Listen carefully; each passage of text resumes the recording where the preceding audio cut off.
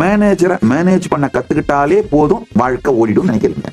உண்மையில பாத்தீங்கன்னா மேனேஜர்ஸ் உங்களை மேனேஜ் பண்ணல, நீங்க தான் உங்க மேனேஜர்களை மேனேஜ் பண்றீங்க. இன்டெலிஜென்ட்டா மேனேஜ் பண்றவனுக்கு ப்ரமோஷன் கிடைக்குது, அவ்வளவுதான். இல்லாத ஒரு பிரச்சனையை உருவாக்கி அந்த பிரச்சனையை உங்களை தவிர வேறு யாராலும் தீர்க்க முடியாது என்று மேனேஜரையும் மேனேஜ்மெண்ட்டையும் கன்வின்ஸ் பண்ணி கொஞ்ச நாள் கழிச்சு மேனேஜ்மெண்ட்ல நீங்களே அதை பத்தி கன்வின்ஸ் ஆயிட்டு, கிருஷ்ணர் கீதையில ரொம்ப அழகா சொல்லுவாருங்கய்யா, கர்மண்யே வாதிகாரஸ்தே மாபலேஷு கதாச்சனக.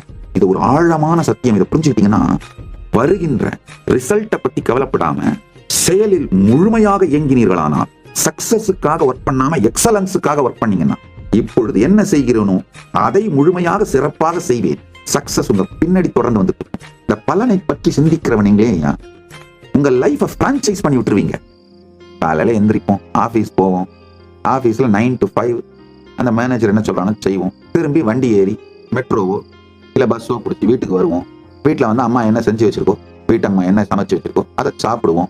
கொஞ்ச நேரம் அந்த டிவைஸை நோண்டுவோம், ஸ்க்ரோல் பண்ணுவோம், இல்ல டிவி ஆன் பண்ணி வச்சுட்டு பான்னு உட்காந்துருப்போம்.